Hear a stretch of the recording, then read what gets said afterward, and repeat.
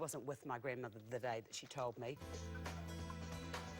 A never-ending quest for happiness might seem a bit hopeless, but psychologist and author of When Happiness Is Not Enough, Chris Skellett, and I just asked him how to say it and then I got it wrong, sorry Chris, thinks it is worth it. Here is his book, When Happiness Is Not Enough. And basically in this book you have this, you look at happiness or our lives on a continuum, or on two continuums. One is pleasure and one is achievement. What do you mean by these two things? Yeah, well, that's the main theme of the book, and it's a very simple idea. It's balancing pleasure and achievement, two types of happiness.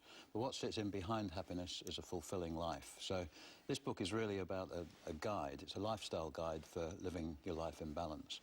And for all of us, we have a tendency to either indulge in the moment, and we can do that in a healthy way or in an unhealthy way. And as a clinical psychologist with a lot of experience, I've seen a lot of people become too indulgent in their lifestyles, drinking too much, eating too much.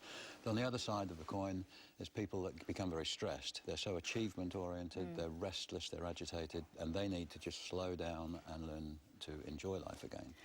Don't people have different types of happiness? Like what makes me happy will not necessarily be what makes you happy. Yeah, the content of what makes you happy is not really the point of the book. The book's inviting people to just reflect on their own lives. So through the book, there's a lot of questions to ask. At what stage of life are you at? Or in your leisure activities, are you still driven to win and to achieve? Or can you just unwind and just be with people?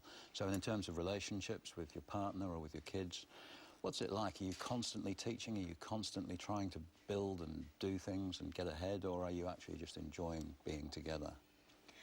You also talk about, because, you know, often with books like this you think, well, gosh, if you've got, say, a very bad illness or a lot of pain, you know, you haven't got your health, then this is almost just by the by. And you even address that about addressing physically what might be hurting. Yeah, and there's one chapter in the book about clinical applications. It's not really a clinical book. It's a book about everyday life, and it's applicable to everybody. Most people that buy the book, When Happiness Is Not Enough, they tend to buy it for their friends because they think, oh, my husband would love that book. Or he's a miserable guy. I mean, come on, nuts. He's just always doing things. He gets up on a Saturday morning and he wants to mow the lawns, he wants to clean the car, he wants to do this. And I just want to be with him. And there you've got the pleasure achievement principle playing out. So I've forgotten your question. Oh, so no, I was just talking... about pain, wasn't it? And I'm talking about relationships. Yeah, you are. With pain or any kind of rehabilitation from an operation, there might be people watching the programme that are just sort of recovering, and they're in a sort of it's a natural state of reflection and just pause prior to picking up your life again. And I think that's the challenge, really, is to just think about your life and to think about balancing, just being in the moment, making the best of the moment, and trying to set realistic goals to pull your way forward. Because they always, you know, they often say if you haven't got your health, then you haven't, you know, nothing else really matters. Do you know what I mean? So how important is, and you talk about sort of unhealthy pleasures, how important is trying to maintain your health to happiness? Well, I think this is a lifestyle guide. So I think from psychologists generally, our interest is in terms of living a healthy lifestyle. And we see so many people with their lives sometimes not wildly out of balance, but slightly too stressed, slightly too indulgent. And so some people need to tighten up, some people need to loosen up. And that's, for me, what a healthy lifestyle is all about.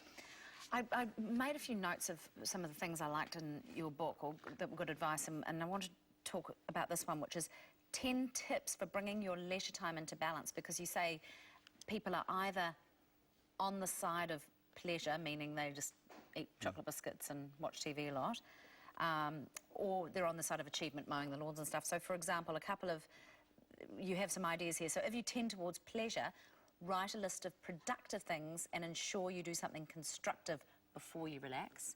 But if you're relaxed That obviously rang a chord with you, didn't it? Yeah, exactly. And when you tend towards achievement, always schedule breaks for relaxation, fun or reflection, and value having some downtime. I'm probably actually more towards that. I never sit down. I'm always like running around doing something.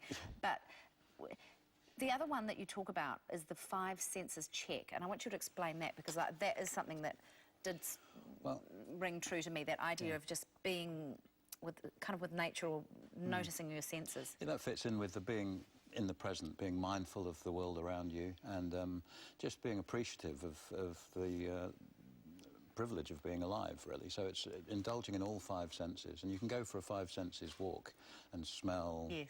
listen, and basically attend to natural things. And I think so often we tend to use fast foods, fizzy drinks, alcohol and chocolate in particular, to get quick pleasure fixes. But nature is the real source of pleasure. I'd just like to say too, though, that the book's not just a whole lot of tips from me. It's essentially questions. There's a good questionnaire at the start, which invites you to think about where do you fit on the continuum. Like, is it important that your children are happy or that they achieve well in life? And of course, we both want both. But surely a balance is what we all exactly should be looking for. Yeah, and it's not a boring balance too. It's about being able to play off that centre line and choosing where you sit on it. And so the book invites people to think about their own lives. It's not tips from me. And then at the end, there's an opportunity to build your own lifestyle plan. It's a little bit like New Year's resolutions, just that this is what I will commit to, and I will nominate a friend to make those changes last. Well, Chris, thanks very much for coming in. Your book, Balancing Pleasure and Achievement in Your Life When Happiness Is Not Enough, is out now. And I'm sorry to say the next thing we're going to be doing is going to be an unhealthy pleasure, so you won't be able to indulge in Julie Busso's famous decadent chocolate nut cake. Also, designer Anna Stretton is here with tips for a stylish